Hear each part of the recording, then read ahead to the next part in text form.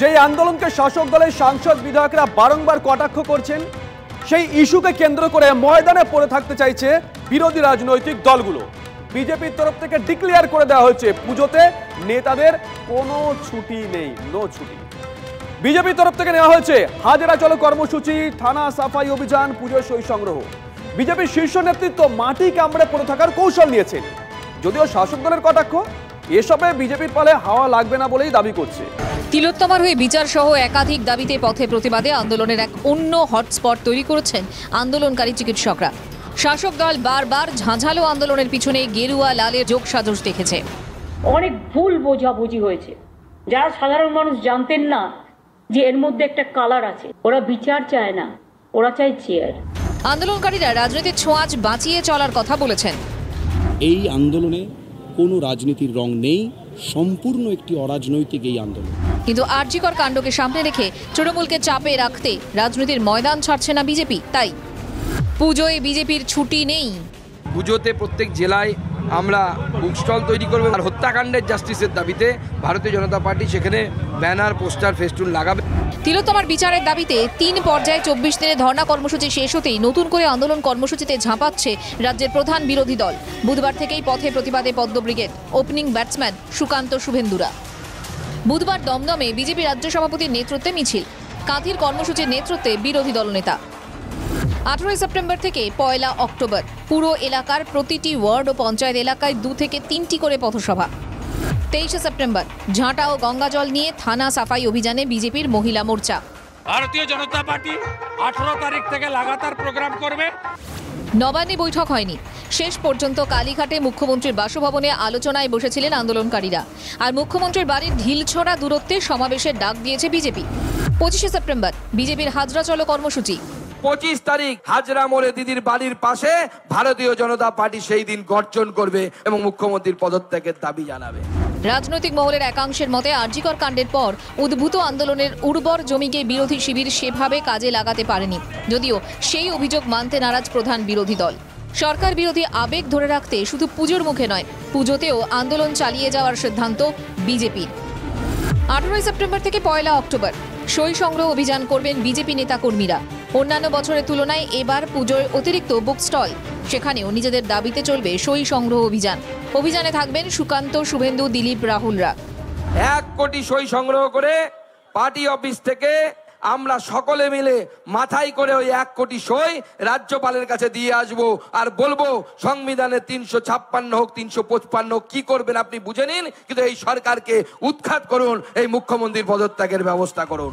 আন্দোলনের ময়দানে থাকতে টানা কর্মসূচি নিয়েছে বিজেপি, পাল্টা শাসক দল খোঁচা দিচ্ছে। বিজেপি এই আন্দোলনে কোনো সুবিধা করতে পারেনি, বিজেপির কোনো সে আছে এটা কেউ মনে করছিল। দাবি দেওয়া যাই হোক না কেন, নির্বাচিত সরকারকে গণতান্ত্রিক পদ্ধতিতেই উৎখাত করা সম্ভব, সে কথা বিজেপির শীর্ষ নেতৃত্ব ভালোই বোঝেন। প্রকাশ্যে সেটা বলেছেনও তারা। লোকসভা ভোটে ধাক্কা খাওয়ার পর পথে নেমে আন্দোলনে থেকে এ রাজ্যের জমি শক্ত করতে চাইছে বিজেপি। তার সঙ্গে একগুচ্ছ কর্মসূচিকে সামনে রেখে দলের কর্মীদেরও চাঙ্গা রাখার কৌশল নিচ্ছে বিজেপি। আর সে কারণেই পুজোতেও ছুটি মিলবে না বিজেপির কর্মী সমর্থকদের, তা স্পষ্ট করে দিয়েছেন দলীয় নেতৃত্ব। তারা বলছেন এবারের পুজোতে একটু কম ছুটি মিললে ক্ষতি কোথায়। ক্যামেরায় সুদীপ গুছাইত এবং রজত শিকদারের সঙ্গে প্রদীপ্তকান্তি ঘোষ, TV9 বাংলা। আরেকটা ছবি দেখাই, হাওড়া, হুগলি, মেদিনীপুর, বর্ধমান, বাঁকুড়া জেলা আলাদা, কিন্তু ভোগান্তির ছবি একই। জল যন্ত্রণা সেখানে, জলে ভাসছে গ্রামের পর গ্রাম, ঘর ছাড়া বহু মানুষ। প্রতি বছরের মতন এবারও বন্যা পরিস্থিতির ভয়াবহ ছবি। আজ হুগলিতে মুখ্যমন্ত্রীর তোপ, এটা ম্যান মেড বন্যা। পাল্টা রাজ্য সরকারের বিরুদ্ধে সরব বিজেপি, আর দুর্গতরা ত্রাণ ত্রিপল না পেয়ে ক্ষোভ দেখাচ্ছেন।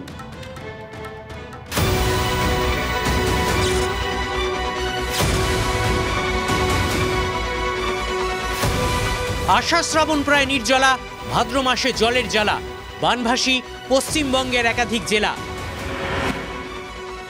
গত কয়েকদিনের নাগাড়ে বৃষ্টি, দোসর ব্যারাজ থেকে জল ছাড়া, দুয়ে মিলে বিপদসীমার উপর দিয়ে বইছে দামোদর, মুন্ডেশ্বরী, রূপনারায়ণ সহ একাধিক নদী। হাওড়া, হুগলি, 2 মেদিনীপুর, পূর্ব বর্ধমান, বাঁকুড়ার বিস্তীর্ণ এলাকা জলের তলায়। প্রতি বছর একই ছবি, একই ভোগান্তি। কিন্তু কেন এই পরিস্থিতি? গত কয়েক বছর ধরে কেন্দ্রের ঘাড়েই দোষ চাপিয়েছে রাজ্য সরকার। এবারও একই অভিযোগ। বুধবার একাধিক জেলার প্লাবন পরিস্থিতি দেখে ফের মুখ্যমন্ত্রীর নিশানায় কেন্দ্র। হুগলির পুরসুরায় দাঁড়িয়ে মমতা বন্দ্যোপাধ্যায়ের অভিযোগ, 3.5 লক্ষ কিউসেকের ওপর জল ছেড়েছে, মানে ম্যানমেড ফ্লাড, পরিকল্পিতভাবে বাংলাকে ডুবিয়েছে নিজেদের রাজ্যকে বাঁচাবার জন্য। হুগলির খানাকুল, আরামবাগ, তারকেশ্বর সহ একাধিক এলাকায় গ্রাম বাংলা জলের তলায় চলে গিয়েছে। বুধবার সরেজমিনে এলাকা পরিদর্শন করে মুখ্যমন্ত্রীর তোপ। কেন্দ্রের অসহযোগিতায় বাংলায় প্লাবন পরিস্থিতি। কেন্দ্র সঠিক মতো নিকাশি করছে না, নিজেদের রাজ্যগুলিকে বাঁচাচ্ছে, সবটা বাংলার ওপর চাপিয়ে দেওয়া হচ্ছে। আমি তো বলেছি আগে, এত জল কোনো দিন ছাড়েনি, এই প্রথম ডেলিভারেটলি আমি বারবার বলেছি। তা সত্ত্বেও সেন্ট্রাল গভর্নমেন্টের ডিপিসি এবং ঝাড়খণ্ড গভর্নমেন্টের তেনুঘাট এবং পঞ্চায়েত থেকে পুরোপুরি নিজেদের রাজ্যকে বাঁচিয়েছে আর বাংলায় পুরো জল ছেড়ে দিয়েছে। জলের তলায় ভিটে মাটি, থাকার জায়গা নেই। পুরসুরায় দুর্গতদের অভাব অভিযোগ শুনলেন মুখ্যমন্ত্রী।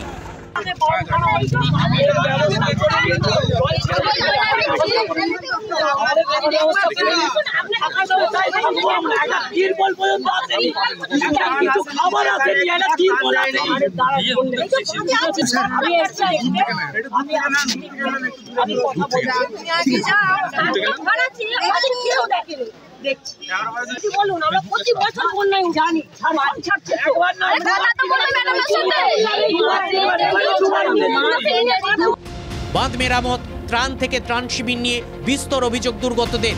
মুখ্যমন্ত্রী পুরসুরা ছাড়তেই বাসিন্দাদের তোপ।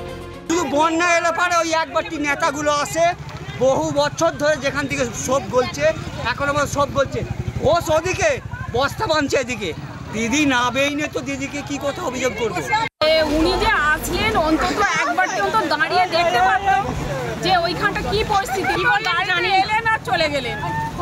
এত লোকের ভেড়াভিড়ি কি কথা বলে আমরা কিছু বুঝতে পারলাম, টাকা বাই বাই করে চলে গেলেন। মুখ্যমন্ত্রীর নিশানায় কেন্দ্র ডিভিসি। পাল্টা বন্যা পরিস্থিতির জন্য রাজ্যকেই দুষছে বিরোধীরা। বিরোধী দলনেতার অভিযোগ, বন্যা পরিস্থিতির জন্য রাজ্যই দায়ী। বহু বছর ধরে বাঁধের মেরামতি পরিচর্যা করা হয়নি, তাই আজ বাঁধ ভেঙে প্লাবিত হচ্ছে এলাকা। পুলিশ, এসডিআরএফ ও বিপর্যয় মোকাবিলা বাহিনীর সাহায্যও পাচ্ছেন না ভুক্তভোগীরা, তাই বিগত বছরের মতো উদ্ধার কাজে সেনাবাহিনীর সাহায্য নিক সরকার। এটা পারস্পরিক ভাবে আঙুল তোলার সময় না, এই সময় বন্যা পীড়িত মানুষদের পাশে দাঁড়ানোটাই কাজ। ফি বছর দুর্ভোগের একই ছবি, রাজনীতির দড়ি টানাটানি চলে, তাতে কোথায় আর সমাধান হয়? আর দড়ি টানাটানির মাঝে পড়ে প্রতি বছর ভাসে একের পর এক জেলা। TV9 বাংলা। আর এই মুহূর্তে আমরা যে ছবি দেখাচ্ছি, মুখ্য সচিবের সঙ্গে জুনিয়র ডাক্তারদের বৈঠক, নবান্নে পৌঁছলো আন্দোলনকারী জুনিয়র ডাক্তারদের বাস। সেই ছবি আমরা দেখাচ্ছি। তারা আজকে সকালে মুখ্য সচিবকে মেল করেছিলেন। তাদের 5 দফা দাবি ছিল। 4র্থ এবং 5ম দফা দাবি নিয়ে তারা বিস্তারিত আলোচনা করতে চান। দুপুর 2টোর কিছু আগে মুখ্য সচিবের তরফ থেকে মেল আসে তাদের কাছে। সময় দেওয়া হয় সন্ধে 6:30 নবান্নে। ঘড়ির কাঁটা 7টা 20। কিছুক্ষণ আগেই আন্দোলনকারীদের বাস পৌঁছেছে নবান্নে।